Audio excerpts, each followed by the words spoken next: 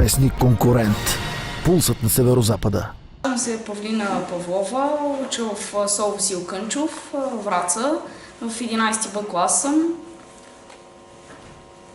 Ти с какво обичаш да се занимаваш в училище? Нещо любим предмет или извън класа?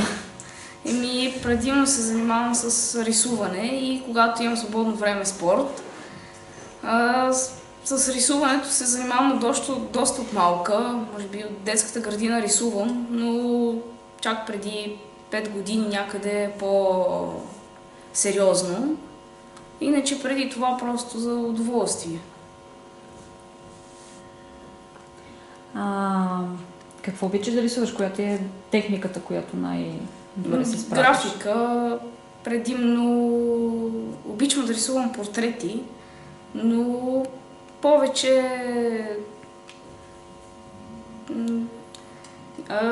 картини, които е пейзаж.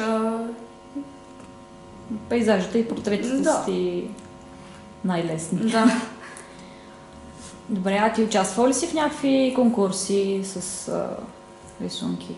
Да, участвах в международен конкурс за Васил Левски, спечелих първо място. Участвах в конкурс за Възкресение Христово, което не спечелихме, но това не ни демотивира, напротив, даже ни мотивира още и участвахме и в друг конкурс, посветен на Иван Вазов и получихме сертификат и рисунката беше избрана за изложбата.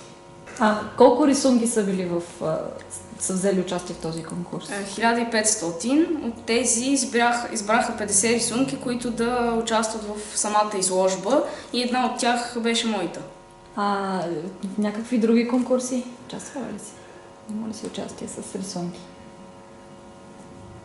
Имаше конкурс, който беше тук във Враца, посветен на водата и там съм на 5-то място. С какво друго обичаш да се занимаваш? С спорт, футбол предимно. С футбол? Да. Рисуване и футбол? Да, добре ли ще съчетават? Да. С футбола само в училище ли се занимаваш или ходиш и някаква школа, нещо или само в свободното време? Само в свободното време. И участвам, когато има турнири, но иначе на тренировки не. Не ходиш на тренировки? Не. Направо на турнир? Да. Любовта ти към рисуването, откъде идва? Има ли някой в семейството, който е бил художник или се е занимавал с такова нещо, дори непрофесионално? Да, и на мен това ми беше много интересно, обаче проучих така вода много надалече и се оказа, че абсолютно никой не е можел да рисува. Когато бях малка, може би в детската градина, дядо ми купуваше книжки за оцветяване и аз вместо да ги оцветявам, правих копия на самата рисунка. И до днес също мразя да оцветявам. Просто обичам графика, само с черен молив, със светлосенки. И така, от тогава... Още от малка си се насочила към този тип рисуване. Тук в училище някой ти помага, нали, в развитието, това кой е? Господин по изобразително, господин Красиванов. Добре, той те насърчава и какъв е неговият принос за твоето развитие? Когато искам да рисувам нещо, винаги се опитвам до него, как да го направя. Показвам я доста различни техники, които аз използвам сега, когато рисувам. И общо взето, повечето рисунки съм правила все с него. Кажете ни малко за Павлина, как се развива тя, от кога? Тя е наша ученичка от 5-ти класа, тук в СОУ Васил Кънчов. Като важното при нея е, че тя така има едни качества, които ги използва по много предмети, не е само в изобразителното, но сега тук е момента да поговорим за изобразително изкуство. Още като малка така ми правеше впечатление, че се увлича много от графика. Нали?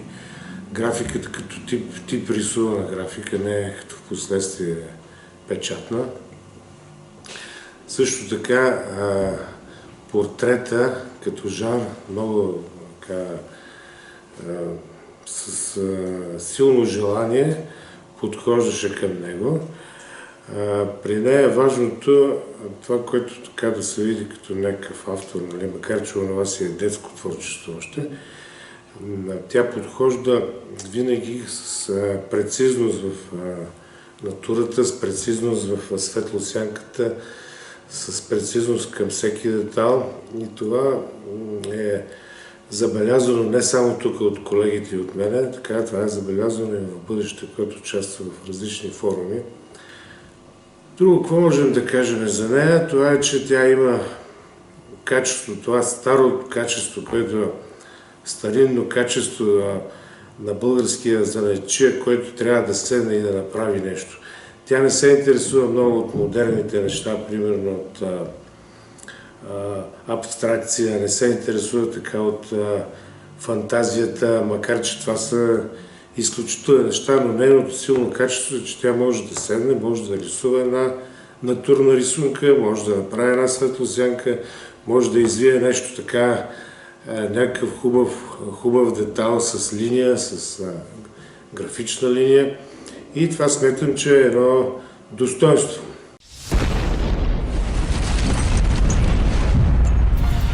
Вестник Конкурент. Пулсът на Северозапада.